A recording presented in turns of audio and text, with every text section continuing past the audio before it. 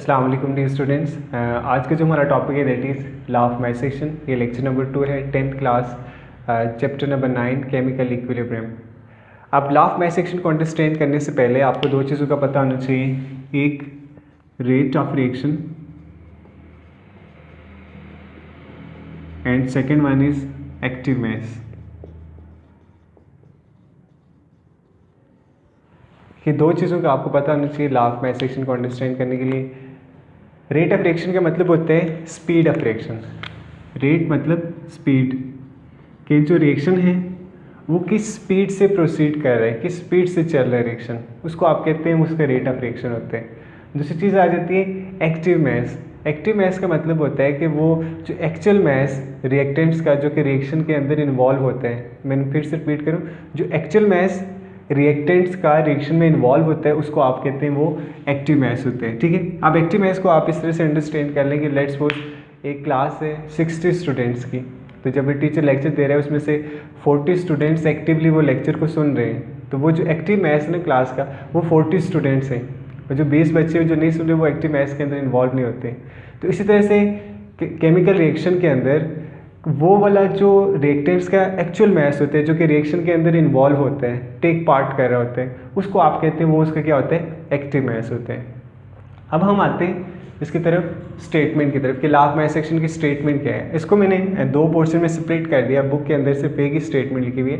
दो पोर्शन में इसलिए स्प्लिट किया ताकि आप इसको अच्छे से अंडरस्टैंड कर सकें। पहली जो स्टेटमेंट है, rate at which the substance react directly proportional to its active mass, कि जो स्पीड ऑफ रिएक्शन होती है वो डिपेंड करती है, वो डायरेक्टली प्रोपोर्शनल होती है active mass of the reacting substance. Active mass इसका मतलब कहते हैं, हम एक एग्जांपल के थ्रू अंडरस्टैंड करते हैं, जैसे H2 plus I2 that gives to form 2HI। अब जो स्पीड ऑफ द रिएक्शन जो आपके पास सब्सटेंस रिएक्ट करें, लेट्स सपोज हाइड्रोजन की अगर हम बात करते हैं कि हाइड्रोजन किस स्पीड से रिएक्ट करते हैं, तो ये डिपेंड करते हैं इसके एक्टिव मास के ऊपर। कि लेट्स सपोज यहाँ पे 1 मोल है हाइड्रोजन का, हम लिखते नहीं है, एक आयोडीन का भी 1 मोल है और ये 2 मोल्स हाइड्रोजन आयोडाइड के बनाते हैं। तो हाइड्रोजन किस स्पीड से रिएक्ट करते हैं वो डिपेंड करते हैं इसके एक्टिव मास के ऊपर। अगर इसका एक्टिव मास ज़्यादा होगा, जैसे इसका 1 मोलर है यहाँ पे, अगर एक्टिव मास ज़्यादा होगा तो रेट ऑफ रिएक्शन भी फास्ट होगा, अगर एक्टिव मास कम होगा तो रेट ऑफ रिएक्शन भी क्या होगा, कम होगा। तो ये डायरेक्टली प्रोपोर्शनल होता है किसके, उसके active mass of the reacting substance.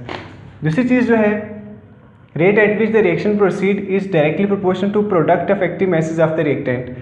अगर हम overall rate of the reaction की बात करते हैं, ठीक है, जैसे हम एक और रिएक्शन लिख लेते हैं 2SO2 plus O2 that gives to form 2SO3। अब इस रिएक्शन के अंदर अगर हम बात करते हैं कि टोटल जो रेट ऑफ द रिएक्शन होता है वो किस चीज़ पर डिपेंड करते हैं, प्रोडक्ट ऑफ एक्टिव मासेस। जैसे इसका एक्टिव मास 2 मोल है SO2 का, सल्फर डाइऑक्साइड का, इसका 1 मोल है, तो इसके 2 मोल और इसके 1 मोल, तो नेट जो रिएक्शन होगा वो डिपेंड करेगा इसके 2 मोल्स के ऊपर और इसके 1 मोल के ऊपर डिपेंड करेगा रिएक्टिंग सब्सटेंस के। तो यही आपके पास ये क्या है, इसकी स्टेटमेंट ये शो कर रही है। अब अगर हम आगे बात करें, हमने बेसिकली एक्सप्रेशन ड्राइव करें, जब भी हम रिवर्सिबल रिएक्शंस की बात करते हैं तो हम कहते हैं एक फॉरवर्ड रिएक्शन होता है, एक रिवर्स रिएक्शन होता है, तो दोनों के लिए हम rate of reaction find out करेंगे। हम एक जनरल से रिएक्शन लेते हैं, और एक चीज़ आपने याद रखनी है, जो एक्टिव मास होती है इसको हम स्क्वायर ब्रैकेट से शो करते हैं और ये इंडिकेट करते हैं कंसंट्रेशन इन मोल पर डेसीमीटर क्यूब। इसको ऐसे भी लिख सकते हैं, या अगर आप यूँ लिख रहे हैं मोल पर DM क्यूब, ठीक है, तो ये कंसंट्रेशन शो करता है मोल पर डेसीमीटर क्यूब के अंदर। अब हमने एक जनरल रिएक्शन लेके उसमें से किसी का एक्सप्रेशन क्या करना है वो फाइंड आउट करना है। General reaction, let's suppose A mole of A reacting substance react with B mole of B reacting substance to give C mole of C reacting substance plus D mole of D। ये एक journal reaction है, ठीक है, एक reversible journal reaction है जिसमें A और B react करके C और D बना रहे हैं फॉरवर्ड के केस में, और रिवर्स के केस में C D रिएक्ट करके A और B बना रहे हैं। अब हमने क्या है कि रेट ऑफ रिएक्शन अब दो टाइप्स के यहाँ पे हैं, एक आपके पास है forward, this is forward and this is reverse. हम दोनों के लिए रेट ऑफ रिएक्शन क्या करेंगे इसमें लिखेंगे। अगर हम लिखते हैं फॉरवर्ड के लिए रेट ऑफ फॉरवर्ड रिएक्शन, तो रेट ऑफ फॉरवर्ड रिएक्शन हमने बोला था डायरेक्टली प्रोपोर्शनल होता है product of active masses of the reacting substance. तो प्रोडक्ट मतलब ए के और बी के डायरेक्टली प्रोपोर्शनल है, तो हम इसको यू करके ए और ये जो इसके मोल्स होंगे इनको आप इसके पावर की फॉर्म में लिखेंगे एक्सपोनेंट, और ये बी और इसके मोल्स इस फॉर्म में आप लिख लेंगे। ये आपके पास क्या होते हैं, फॉरवर्ड के केस में होते हैं। अब जब भी साइन ऑफ प्रोपोर्शनैलिटी को आप रिमूव करते हैं तो एक कांस्टेंट आ जाते हैं। इस केस में आपके पास कांस्टेंट हम इसको लिखते हैं के एफ, कि कांस्टेंट किसके लिए, फॉरवर्ड रिएक्शन के लिए। वो आपके पास ए और बी इसके इक्वल हो जाता है। अब दूसरी चीज़ इसी तरह से हमने ये जो एक्सप्रेशन फाइंड किया फॉरवर्ड रिएक्शन के लिए, आप रिवर्स रिएक्शन के लिए भी सेम आप क्या कर सकते हैं, रेट ऑफ रिवर्स रिएक्शन भी फाइंड आउट कर सकते हैं। रेट ऑफ रिवर्स रिएक्शन के लिए रेट डिपेंड करेगा क्योंकि इसमें रिएक्टिंग सब्सटेंस कौन से आपके पास सी और डी, तो रेट इनके ऊपर डिपेंड करेगा, इनके मोलर कंसंट्रेशन के ऊपर डिपेंड करेगा। तो हम लिखेंगे रेट ऑफ रिवर्स रिएक्शन